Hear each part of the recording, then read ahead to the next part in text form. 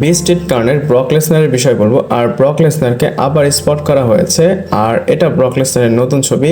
এবং রিসেন্টলি কিন্তু ইন্টারনেটে ব্রক লেসনারের অনেক ছবি আসতেছে, এবং সেই ছবির মধ্যে কিন্তু আমরা একটা ছবি আপনাদের শেয়ার করেছিলাম, সেটা হচ্ছে ব্রক লেসনারের নতুন লুক। আর এখন যে নতুন ছবি আপনারা এখানে দেখতে পাচ্ছেন, এখানে কিন্তু ব্রক লেসনারের চুল লম্বা এবং বড়। ব্রক লেসনারকে দেখা যাচ্ছে সে অনেক চিল করতেছে। ব্রক লেসনারকে ইদানিং আমরা যে কটি ছবিতে দেখি মনে হচ্ছে সে খুব চিল মাইন্ডে আছে। আর এটা যেহেতু ব্রক লেসনারের লেটেস্ট অ্যাপিয়ারেন্স ছিল, মানে ছবি ছিল, আই থট আপনাদের এটা শেয়ার করি, তাই আপনাদের সাথে শেয়ার করে ফেললাম। আপনাদের ব্রক লেসনারের নতুন লুক এবং নতুন ছবির উপর কেমন টেক অবশ্যই আমাকে কমেন্ট করে জানাবেন। আর আজকে প্রতিদিনের মতো অনেক আপডেট দেব, চলুন শুরু করা যাক। Hello viewers, welcome to wrestle Bangla BD.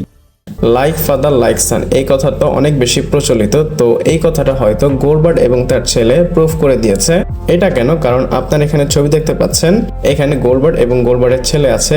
গোলবার্ডের ছেলের নাম হচ্ছে গেজ। আর আমরা যখন তাকে ফার্স্ট টাইম ডাব্লিউডাব্লিউ টিভিতে দেখেছিলাম, সে কিন্তু অনেক বেশি ছোট ছিল। ববি ল্যাশলির সাথে তার যখন ফিউড হচ্ছিল, সেই সময় কিন্তু ববি ল্যাশলি খুব তাকে ভালো মতো বাজিয়েছিল। এবং তারপরে যে কয়বারই আমরা তাকে টিভিতে দেখেছি, সে আস্তে আস্তে বড় হওয়া শুরু করলো। আর এখন দেখেন সে এত বেশি বড় হয়ে গিয়েছে, গোলবার্ডের সমান সমান চলে এসেছে। ইভেন দেখে মনে হচ্ছে সে গোলবার্ডের থেকে বড়। আর এই ছবিটা গোলবার্ড নিজে পোস্ট করেছে, কারণ তার ছেলে গোলবার্ডের মতো আইকনিক ট্যাটু করেছে। দেখে তো মনে হচ্ছে তার ছেলে খুব তাড়াতাড়ি ইন রিং অ্যাকশনে চলে আসবে। আপনাদের কি মনে হয় অবশ্যই আমাকে কমেন্ট করে জানাবেন। এরপরে স্টেফানি বেকারের বিষয়ে বলবো। আর সে এনএক্সটি চ্যাম্পিয়নশিপ হেরে গিয়েছে, আপনারা তো জানেন। তো তার বিষয়ে একটা আপডেট এসেছে, সে পার্মানেন্টলি মানডে নাইট রয়ের সুপারস্টার হয়ে যাচ্ছে। আর এই আপডেটটা পিডব্লিউএন করেছে। আর তার পাশাপাশি জর্ডান গ্রেস স্ম্যাকডাউনে চলে আসবে। এবং আপনারা এখানে আপডেট দেখতে পাচ্ছেন, Stephanie Baker and Jordan Grace are set to be called up to WWE Raw and SmackDown respectively on Tuesday evening. I was told Stephanie Baker is set to join the Red brand possibly as early as this upcoming Monday. এখানে বলা আছে হতে পারে এই Monday night রতে Stephanie বেকার চলে আসবে, মানে সে মানডে নাইট র এর পার্ট হয়ে যাবে। আর ওই দিক দিয়ে জর্ডান গ্রেস স্ম্যাকডাউন এর পার্ট হবে।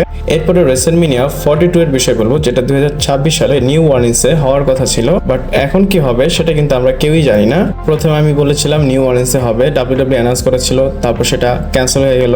তারপর ডাব্লিউডব্লিউ কথা বলতেছিল লাস ভেগাসে হয়তো করবে, কিন্তু এখন লাস ভেগাসের যে এলিজেন স্টেডিয়াম, সেখানে রেসেলমেনিয়ার টাইমে একটা ইভেন্ট হবে।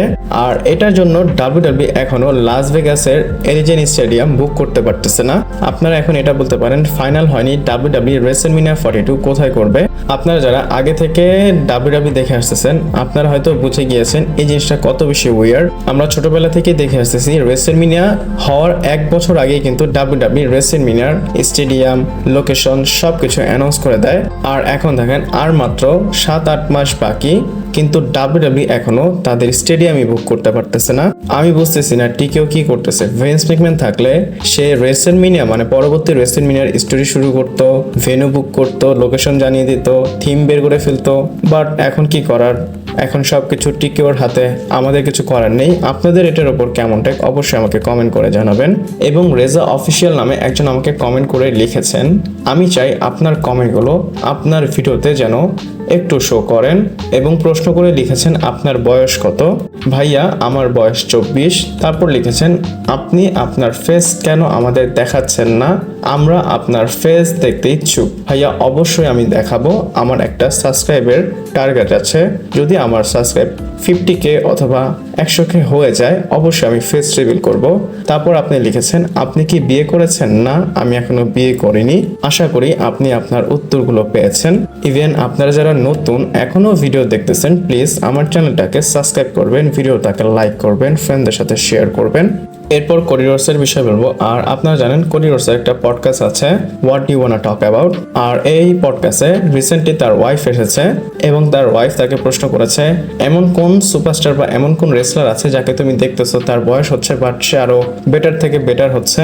তো সে এখানে নাম নিয়েছে, অবশ্যই আপনারা যার নাম চিন্তা করতেছেন তার নামই, সে রোমান রেন্সের নাম নিয়েছে। আর এই রোমান রেন্সের নাম নেওয়ার পর ব্যান্ডি রোডসের রিয়াকশন অন্যরকমই ছিল। এবং কোডি রোডস বলে রোমান রেন্স বয় লুক গুড। আর এটা বলার পর লোকেরা একটু অন্যভাবে কোডি রোডসকে ট্রল করতেছে, বাট আমি বলি কোডি রোডস অনেস্টলি জিনিসগুলো নিয়ে কথা বলেছে এবং সে সবসময় অনেস্টলি কথা বলে। এরপর জন সিনার বিষয় বলবো। আর সৌদি আরবের যে ক্রাউড তারা তো অন্যরকম, আপনারা জানেন, এবং আপনাদের আমি কালকে দেখিয়েছিলাম জন সিনার একটা পোস্টার ডাব্লিউডাব্লিউ রিভিল করেছে, মানে নাইট অফ চ্যাম্পিয়নের। আর নাইট অফ চ্যাম্পিয়ন কিন্তু সৌদি আরবে থেকে হবে। আর নাইট অফ চ্যাম্পিয়নের টিকিট সেল হলো কি হলো না সেটা কিন্তু ডাব্লিউডাব্লিউ দেখবে না, ডাব্লিউডাব্লিউ গ্যারান্টিড একটা টাকা পেয়ে যায়। কিন্তু স্টিল নাইট অফ চ্যাম্পিয়নের যে টিকিট সেটা প্রায় সেল হয়ে গিয়েছে, মানে 2 ঘন্টার মধ্যে 25,000-এর উপর টিকিট সেল হয়ে গিয়েছে। এখানে কিন্তু কোনো ম্যাচ কে আসবে কোনো কিছু অ্যানাউন্স করা হয়নি, জাস্ট জন সিনাকে পোস্টারে দেওয়া হয়েছে। মানে 2 ঘন্টার মধ্যে রিয়াদে যে কিংডম এরিনা সেটা একদম সোল্ড আউট হয়ে গিয়েছে। আর এটাই কিন্তু জন সিনা, এটাই জন সিনার পাওয়ার, জন সিনার ইম্প্যাক্ট। বাংলাদেশে হলেও এমনটা হতো, আর অবশ্যই আমি যাওয়ার চেষ্টা করতাম, কিন্তু ডাব্লিউডাব্লিউ তো বাংলাদেশে ইভেন্ট করে না। এরপরে জুনের 30 তারিখে যে মানডে নাইট রয়ের এপিসোড হবে, এটার পাশাপাশি জুনের 30 তারিখে ডাব্লিউডাব্লিউ স্ম্যাকডাউন টেপ করে নিবে। জুনের 28 তারিখে নাইট অফ চ্যাম্পিয়ন হবে। তো ডাব্লিউডাব্লিউ রটা যেখানে করবে, মানে সৌদি আরবেতেই করবে, তারপরেই স্ম্যাকডাউনটা টেপ করে ফেলবে। তো সেখানে যে ক্রাউডরা থাকবে তারা কিন্তু রয়ের পাশাপাশি স্ম্যাকডাউনও দেখতে পারবে। আর আমরা অবভিয়াসলি পরে দেখবো, এবং ডাব্লিউডাব্লিউ নেটফ্লিক্সে সেটা টেলিকাস্ট করবে। রয় স্ম্যাকডাউন প্রথমবার একসাথে হচ্ছে, মানে একই দিনে টেপ হচ্ছে। এটা কিন্তু ফার্স্ট টাইম, আমার কাছে ইন্টারেস্টিং লেগেছে তাই আপনাদের সাথে শেয়ার করলাম। এরপর ডাব্লিউডাব্লিউ রয়ের বিষয় বলবো। আর র যেটা 19 তারিখে হয়েছে মে মাসের, এটা কিন্তু second lowest global episode view ছিল নেটফ্লিক্স এরাতে। মানে ডাব্লিউডাব্লিউ নেটফ্লিক্সে আসার পর এটা সেকেন্ড, মানে তার আগেও একটা লোয়েস্ট ভিউ এসেছে, এটা সেকেন্ড লোয়েস্ট ভিউ। ডাব্লিউডাব্লিউ নেটফ্লিক্সে আসার পর অনেক ভালো শো দিয়েছে, অনেক খারাপ শো দিয়েছে, বাট মের 19 তারিখে যে রটা হয়েছে সেখানে কিন্তু সেগমেন্টগুলো ভালোই ছিল, বাট ফ্যানরা ওইভাবে দেখেনি, তাই সেকেন্ড লোয়েস্ট ভিউ এসেছে। আর এখন ডাব্লিউডাব্লিউর প্রোডাক্ট অনেক বেশি খারাপ চলতেছে, ফ্যানরা ইনভেস্ট হতে পারতেছে না। আপনি মানডে নাইট রয়ের কথা বলেন অথবা স্ম্যাকডাউনের বলেন অথবা পিএলই, ডাব্লিউডাব্লিউ কিন্তু ওইভাবে ভিউয়ারশিপ নিয়ে আসতে পারতেছে না। আপনারা এটার উপর কি চিন্তা করেন অবশ্যই আমাকে কমেন্ট করে জানাবেন। এরপর সেথ রলিন্স এন্ড রোমান রিন্সের বিষয় বলবো। আর রেসেলভার্স কিউনেতে তাদের বিষয়ে একটা কমেন্ট এসেছে, এবং কমেন্টটা হচ্ছে রোমান রিন্স এবং সেথ রলিন্সের কি একটা সিঙ্গেলস ম্যাচ হবে। আপনারা জানেন রেসেলমিনিয়াতে কিন্তু রোমান এবং সেথের সিঙ্গেলস ম্যাচ হওয়ার কথা ছিল, বাট সেটা না করিয়ে ডাব্লিউডাব্লিউ ট্রিপল টেট ম্যাচ করিয়েছে। আর এখন যে ফিউড চলতেছে এখানেও কিন্তু সিএম পাঙ্ক আছে, শুধু সিএম পাঙ্ক না, অলরেডি স্যামি যেন এখানে ঢুকে গিয়েছে। রোমান যদি রিটার্ন করে তাহলে সিঙ্গেলস ম্যাচ তো তাদের মধ্যে হবেই না। রেসেলভার্সের যে মেইন জয়ী ভোটস সে বলে ডাব্লিউডাব্লিউ এখনো একটা সিঙ্গেলস ম্যাচ রোমান ভার্সেস সেথের অন দ্য লাইনে রেখেছে, এবং ডাব্লিউডাব্লিউ এটা বাঁচিয়ে রেখেছে যেন সামনে গিয়ে তারা করতে পারে। এবং সেটাও বলে তাদের ম্যাচ রোমান এবং সেথ এটা একটা রেসেলমিনিয়া ক্যালিবার ম্যাচ। এই বছর হবে কিনা এটা অনেক বেশি ডিফিকাল্ট বলা, কিন্তু ডাব্লিউডাব্লিউ পরের বছর এটা করতে পারে। আপনারা যদি দেখেন রোমান রেন্স কিন্তু সিঙ্গেলস ম্যাচে প্রপার ওয়েতে সেথ রলিন্সকে বিট করতে পারেনি এখনো। রোমান রেন্স সেই স্টিল চেয়ার থেকে সরে আসতে পারতেছে না, পিছন থেকে সব সময় সেথ রলিন্স তাকে স্টিল চেয়ারের বাড়ি দেয়। এক কথায় আপনারা যদি বলেন অনেক কিছু বাকি তাদের মধ্যে, এক কথায় আনফিনিশ বিজনেস আছে রোমান এন্ড সেথ রলিন্সের। এবং এখন যে ফিউড গুলো দেখতেছেন ডাব্লিউডাব্লিউ ইভেন্চুয়ালি একটা জায়গায় নিয়ে থামাবে যেখানে তাদের একটা সিঙ্গেলস ম্যাচ হবে। আর অবশ্যই এখানে পল হেমেন থাকবে। আমার তো মনে হয় এদের ম্যাচ সামার স্ল্যামে, রয়্যাল রাম্বল অথবা রেসেলমিনিয়াতে হতে পারে। আপনাদের কি মনে হয় অবশ্যই আমাকে কমেন্ট করে জানাবেন। ভিডিওটা এই পর্যন্তই ছিল, ভালো লাগলে লাইক কমেন্ট শেয়ার সাবস্ক্রাইব করে পাশে থাকবেন। পরবর্তী ভিডিওতে আবার দেখা হচ্ছে।